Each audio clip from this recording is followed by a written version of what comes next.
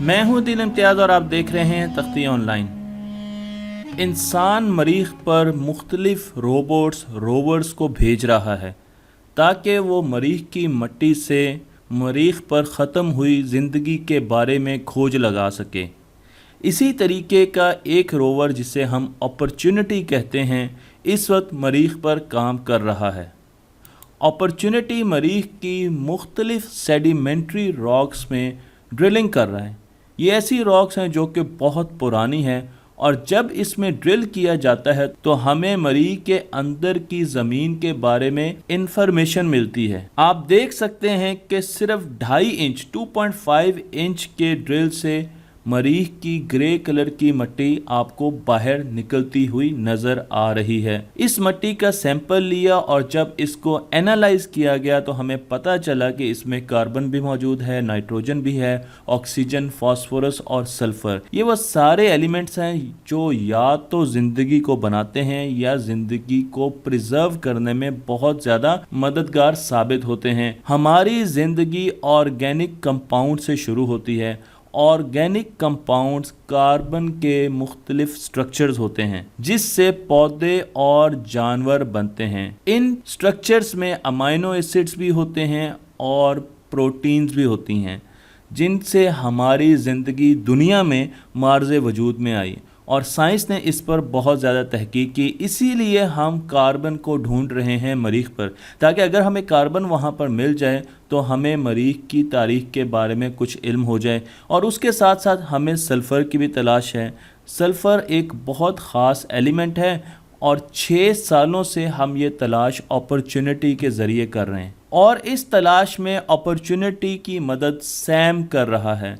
Sam एक sample analysis at Mars machine है जो कि मार्स की मिट्टी को लेती है, क्योंकि हमने मार्स पर जो रोवर भेजा है उसे गेल क्रेटर, ये वो जगह है जहां पर हमारा रोवर जिसे अपॉर्चुनिटी कहते हैं इस वक्त सैर कर रहा है और वो मिट्टी लेके मार्स की उसके एनालिसिस हमें भेजता है। उसके लिए उसने एक ऐसी रॉक का इंतखाब किया है जो 3 बिलियन ईयर्स ओल्ड है और जब उसको ड्रिल करके उसकी मिट्टी ली गई तो हमें वहाँ से पता चला कि उसमें काफ़ी ऑर्गेनिक कंपाउंड्स मौजूद हैं। ये एक बहुत बड़ी ख़बर है। ऑर्गेनिक कंपाउंड्स की मौजूदगी का मतलब यह है कि शायद कभी मार्स पर ज़िंदगी मौजूद थी, लेकिन इसमें आपको सल्फ़र का एलिमेंट भी नज़र आ रहा है येलो कलर का। और सल्फ़र का एलिमेंट का होने का मतलब ये है कि सल्फ़र एक बहुत अच्छा प्रिजर्वेटिव है, चीज़ों को अपनी साख्त में लंबे अरसे के लिए महफूज रखता है। इसीलिए हमें इस चीज़ की और ज़्यादा उम्मीद है कि इसने ऑर्गेनिक कंपाउंड्स को महफूज रखा होगा और उसके साथ साथ जितना भी ऑर्गेनिक मटेरियल जो कि मरीख की ज़मीन में दबा हुआ है उसे ऑक्सीडेशन से बचाया होगा और उसको ख़त्म होने से भी बचाया होगा। तो सल्फ़र का रोल बहुत ज़्यादा अहम है, क्योंकि सल्फ़र हमारे बालों में होता है और इंसान जब मर भी जाता है तो बहुत अरसे तक उसके बाल प्रिजर्व रहते हैं। इसके अलावा क्या चीज़ प्रिजर्व रहती है?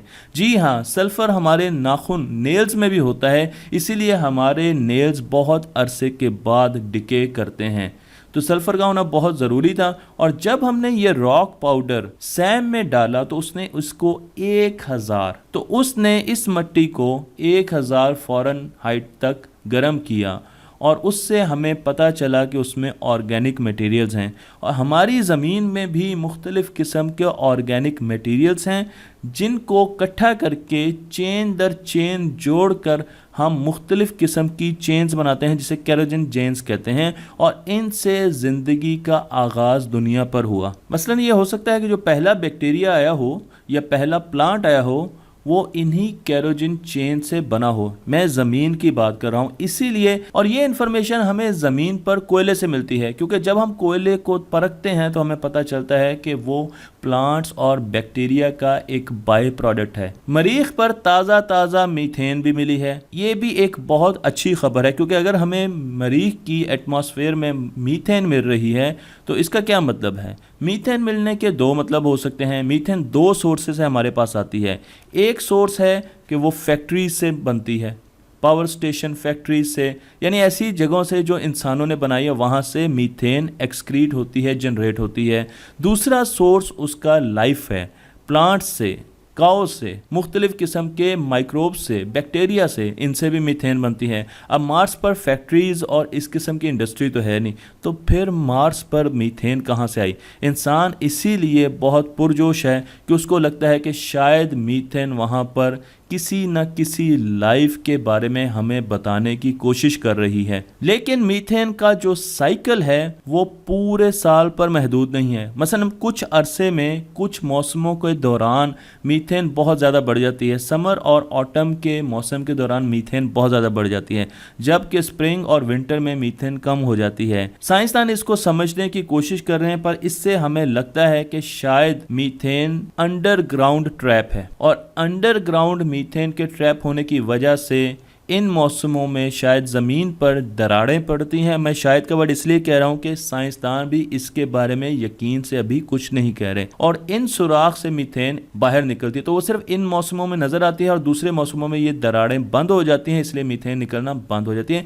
तो ये एक हाइपोथेसिस है जिसको एक्सपेरिमेंट्स के ज़रिए हम साबित कर सकते हैं। और ये मीथेन आती कहाँ से है? अगर पानी और रॉक्स आपस में इंटरेक्ट करें तो मीथेन बन सकती है। इसी तरीके से बैक्टीरियाज और माइक्रोब्स भी मीथेन बना सकते हैं, जो कि अंडरग्राउंड वाटर में मौजूद होंगे, और जब ये यहाँ से बाहर निकलेगी तो हमें मीथेन नज़र आना शुरू हो जाएगी, हम डिटेक्ट करेंगे। अब हमें ये नहीं पता कि ये मीथेन क्या इस तरफ से आ रही है, पानी और वाटर्स और रॉक्स के ज़रिए आ रही है, या ये माइक्रोब्स के ज़रिए आ रही है। लेकिन इससे ये तो पता चला कि कहीं ना कहीं पानी मौजूद है, और वो बताया हमें मार्सिस ने भी। मार्सिस एक सैटेलाइट है जो कि यूरोपियंस ने मरीख के गिर्द छोड़ी है, और उसने हमें खबर दी है, एक इमेज दिया है कि तकरीबन 20 किलोमीटर का एक ज़ख़ीरा है पानी का, जो कि अंडरग्राउंड मौजूद है। और ये जो प्रोटोटाइप आपको नज़र आ रहा है, ये रेडियो वेव्स के ज़रिए लिया गया है।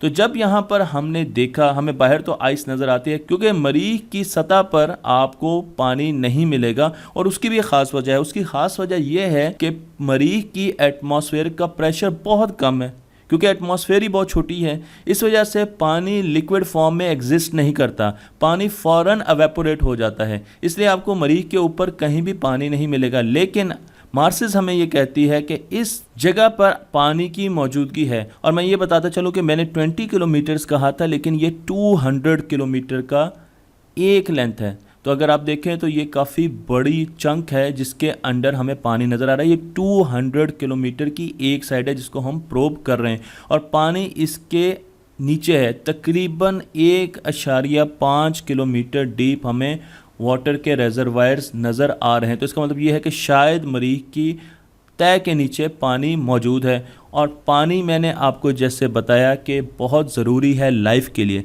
तो अगर कहीं आपको लाइफ को जांचना है कि वहाँ पर लाइफ हो सकती है, तो सबसे पहले आप ये देखेंगे कि क्या वहाँ पर पानी है, क्या वहाँ पर ऑर्गेनिक कंपाउंड्स हैं, और उसके बाद फिर आपको लाइफ के निशान वहाँ पर मिलने शुरू हो जाएंगे। पानी के निशान हमें मरीख की सतह से भी मिलते हैं। आप यहाँ पर देखें तो आपको जगह जगह नज़र आएगा कि पानी ने अपना निशान छोड़ा हुआ है, और इससे हमें अंदाज़ा हो जाता है कि यहाँ पर नहरें और दरिया बहते थे। ये वो इलाका है जहाँ पर सैलाब आते थे, इसलिए पानी का हमें अंदेशा था, और अब हमें यह भी पता चल चुका है कि शायद अंडरग्राउंड मरीख पर पानी है। लेकिन अगर अंडरग्राउंड पानी मौजूद है तो वो बहुत ज़्यादा ठंडा है, और वो फ्रोज़न वाटर है और सॉल्टी वाटर है, उसमें पर किलो रेट बहुत ज़्यादा हैं।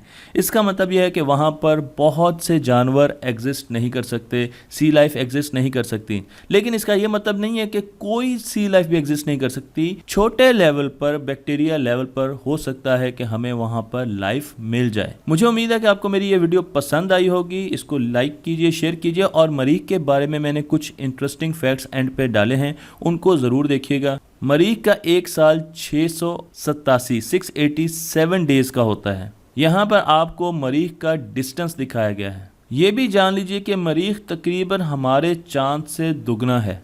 मरीख की अगर आप कोर देखें तो मैं ये देख के हैरान हुआ कि मुझे लिक्विड आउटर कोर नज़र नहीं आई, जो येलो कलर की है। जो ज़मीन में आपको नज़र आती है लेकिन मरीख पर आपको ये नज़र नहीं आती। बाकी तकरीबन मरीख की स्ट्रक्चर हमारे जैसा ही है, लेकिन लिक्विड आउटर कोर आपको मरीख पे नज़र नहीं आ रही। मरीख की ग्रेविटी 62.5% हमारी ज़मीन की ग्रेविटी से कम है, तो आप इसको कैलकुलेट तो कर ही सकते हैं। मरीख का मैस हमारी ज़मीन से 10वां हिस्सा है, 1/10 है, 10 गुना कम है। और आखिर में मैं आपको ये बताता जाऊं कि अगर आप 100 पाउंड के हैं तो मरीख पर आपका वज़न 38 पाउंड्स रह जाएगा।